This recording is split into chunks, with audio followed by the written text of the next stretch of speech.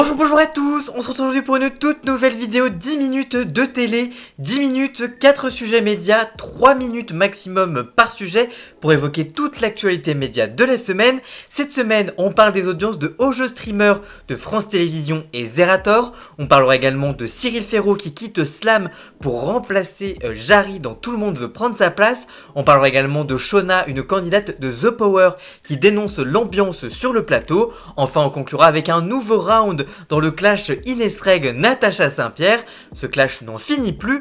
On débriefera cette dernière mise au point juste après le générique. C'est parti, générique.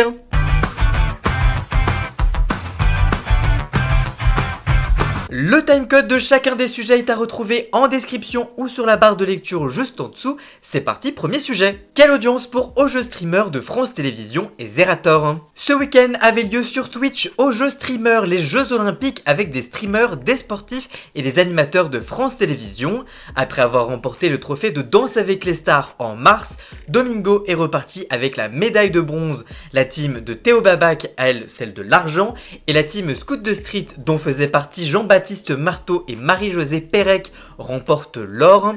Aux commentaires, les viewers ont pu retrouver le streamer Zerator, l'animateur et streamer Samuel Etienne, la journaliste Cécile Gray et le youtubeur Joueur du Grenier sur le bord du terrain. Pendant près de 7 heures, selon les données de Twitch Tracker, l'événement a ainsi signé un pic à 49 635 viewers pour la chaîne Twitch de Zerator et plus de 42 000 sur la chaîne France TV Slash. En moyenne sur la totalité du live de 13h30 à 18h35, ils étaient 38 277 en moyenne à suivre l'événement sur la chaîne Twitch de Zerator et 35 950 viewers en moyenne de 18h06 à 20h15 sur la chaîne du service public. Dans un communiqué, France Télévisions se félicite du succès digital de l'événement. Je cite, « Ce sont plus de 850 000 vues live et replay qui ont été enregistrés sur les deux chaînes retransmettant l'événement, permettant notamment à la chaîne du service public d'enregistrer son record d'audience absolue sur la plateforme de streaming et au programme de se classer top tendance monde tout au long de la journée. » Alors, est-ce que ça va motiver France Télévisions à faire de nouveaux projets? Affaire à suivre. Cyril Ferraud quitte Slam pour Tout le monde veut prendre sa place. Après 16 ans et plus de 5000 émissions, Cyril Ferraud va arrêter la présentation du jeu culte des après-midi de France 3 Slam. En effet, c'est ce samedi 28 avril dans les colonnes du Parisien que le présentateur de 39 ans a officialisé son départ du divertissement pour prendre les commandes d'un autre jeu du service public, Tout le monde veut prendre sa place. En effet, après l'annonce surprise du départ de Jarry début avril, c'est à Cyril Ferraud que la direction de France Télévisions a proposé de reprendre le jeu lancé par Nagui en 2006 et qui fut animé par Laurence Boccolini entre 2001 et 2023 et donc Jarry cette année.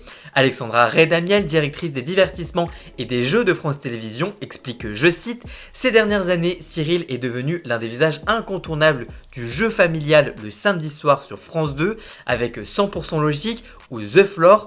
Nous lui faisons confiance pour rassembler les différentes générations chaque jour à midi dans cette nouvelle aventure. » Et c'est l'occasion de le remercier pour ses 16 belles années à la tête de Slam qu'il a animé avec l'énergie et l'enthousiasme qu'on lui connaît. Le programme continuera à la rentrée avec un nouveau visage qui pour le moment est encore un grand mystère. Après 48 heures de réflexion, Cyril Ferraud a accepté l'offre de France 2. À la question du Parisien quitter Slam après 16 ans, c'est un déchirement. Cyril Ferraud a répondu, je cite, « Forcément, oui, j'avais 22 ans quand j'ai démarré ce programme. J'ai grandi avec, sans jamais avoir de lassitude et les téléspectateurs m'ont vu mûrir.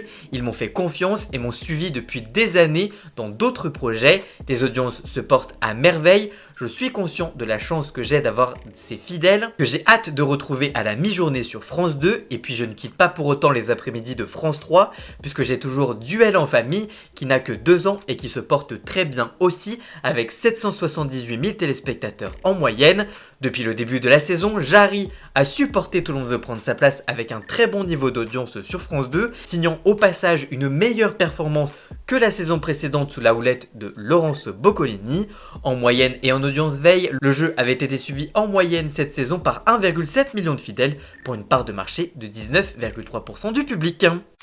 Shauna, une candidate de The Power, dénonce l'ambiance sur le tournage de l'émission. Candidate de The Power, la nouvelle télé-réalité de W9 programmée du lundi au vendredi depuis le 1er avril dernier à 19h50 sur la chaîne du groupe M6, Shauna Dewi, une jeune tiktokeuse belge inconnue en France, a fait son petit bonhomme de chemin aux côtés d'Eddie de Secret Story, de Pascal Sautens, de Maësan des Marseillais ou encore de Kumba de koh Lanta. C'est la jeune femme qui a participé à la version belge des Traîtres a avoué dans une interview accordée à nos confrères de Ciné Télé Revue qu'elle s'est laissée convaincre par la production en entendant les mots jeu, trahison et mensonge. Mais dès le début du tournage, en découvrant le casting de la télé-réalité Made in W9, la tiktokeuse a un peu déchanté. Je cite: « Je ne regarde absolument pas la télé-réalité, donc je connaissais presque personne. J'avais déjà vu Eddie dans Secret Story, j'étais étonné de me retrouver dans une émission avec lui. Et Pascal le grand frère aussi, quand il est arrivé, je me suis dit, c'est dingue, je suis dans un multiverse. Et je connaissais également Kumba dans koh Lanta, j'avais du mal avec elle et là je l'ai découverte. C'est vraiment une super femme incroyable et une personne les plus honnêtes de la maison. Face aux alliances affectives des protagonistes des Marseillais, du Cross et autres télé-réalités de la chaîne de la TNT, Shauna Dewi dit avoir eu du mal à s'intégrer dans le programme. Je cite: « J'ai reçu un bon accueil, mais j'ai vraiment eu du mal à m'intégrer au début car les alliances se créaient directement grâce aux affinités et moi on m'a demandé si j'étais une anonyme. Avec Kumba et Pascal, on a fait une alliance des gens qui ne viennent pas de la télé-réalité. C'était plus facile de communiquer et de jouer avec eux. Je me suis très bien entendu aussi avec Nicolo dès le début. Sinon les autres je les ai découverts petit à petit et j'ai eu un peu plus de mal. J'ai pas très bien vécu le tournage, ça criait tout le temps, on n'arrivait pas forcément à communiquer comme j'ai l'habitude de le faire. La plupart des gens oubliaient que c'était un jeu et donc ça pouvait vite partir en vrille. C'était beaucoup de disputes, du m'as-tu vu. Ça a fait que je me suis braqué. J'ai à la fois bien vécu et très mal vécu cette expérience. Ce n'est pas mon monde, je me suis pas senti vraiment à l'aise. J'avais beaucoup de mal à être moi-même. J'étais très éteinte alors qu'à la base je suis extravertie. Diffusé depuis le 1er avril sur W9, The Power attire chaque soir en moyenne 420 000 téléspectateurs, soit 2,2% du public. Les bonnes audiences du divertissement ont déjà poussé W9 à commander une deuxième saison. Nouveau round dans le clash Natacha Saint-Pierre et Inès Reg dans Danse avec les stars. Ce lundi 29 avril, 3 jours après la finale de Danse avec les stars 2024 qui a vu Natacha Saint-Pierre et Anthony Colette soulever le trophée en direct sur TF1, Inès Reg était l'invitée de Yann Barthès dans Quotidien sur TMC. Pendant de longues minutes, l'humoriste arrivé à la 3e place de la compétition de danse vendredi dernier est revenu sur son altercation avec la chanteuse canadienne. Je cite: « Je n'aurais jamais cru ça dans ma vie en embrouille avec Natacha Saint-Pierre. Non mais c'est fou quand même, ça paraît ridicule comme ça, une embrouille entre Natacha Saint-Pierre et Inès Reg, mais ça dit tellement de choses », a-t-elle expliqué en avouant avoir supputé qu'il y avait du racisme dans la main courante déposée par la chanteuse de 43 ans. « Je pense que Natacha est très intelligente et qu'elle a voulu gagner, elle s'est dit ça va marcher comme ça fera du bruit. J'ai l'impression d'être un peu son producteur », a déclaré l'humoriste avant d'être interrompu par l'animateur du talk show. « Vous pensez qu'elle a fait du buzz pour gagner ?» lui a demandé alors Yann Barthès. La réponse d'Inès Reg n'a pas tardé, c'est sûr qu'il y a une main courante sur rien. Quelques secondes plus tard, la jeune femme de 31 ans a avoué ne pas avoir adressé la parole à sa consoeur. Je cite: « Il y a eu une première réconciliation. À l'heure actuelle, nous ne sommes plus copines. Après, elle l'a appelé C8. J'ai été la sorcière de ce monde. Je me faisais insulter, menacer de mort. Je passais pour la méchante. » Quant à sa défaite face à Nico Capone et Natacha Saint-Pierre, Inès Reg a expliqué qu'elle savait que l'affaire allait avoir une incidence sur les votes, tout en ajoutant ne pas vivre cette défaite comme une injustice. C'est sur le plateau du talk show de C8 que la chanteuse québécoise était l'invitée le même soir. L'animateur du programme, Cyril Hanouna, a alors réagi en direct aux propos tenus par Inès Reg sur TMC. Je cite: « Elle a dit aussi Natacha a appelé C8 et du coup pendant 2 semaines je me suis fait insulter. Non mais c'est incroyable, Natacha Saint-Pierre a le numéro de l'accueil. Oui C8, c'est Natacha Saint-Pierre, c'est n'importe quoi, je vous ai jamais eu au téléphone. » Des propos confirmés par Natacha Saint-Pierre. Je cite: « Cyril, je n'ai pas votre numéro de téléphone, donc je ne vous ai pas appelé. » Alors est-ce que ce clash va encore rebondir? Affaire à suivre peut-être dans les prochains jours.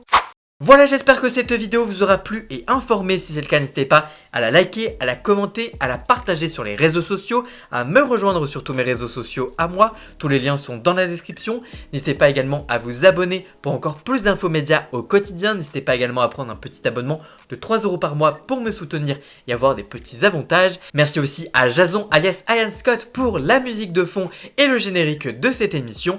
Et nous on se retrouve très vite pour une toute nouvelle vidéo. A très bientôt. Ciao ciao.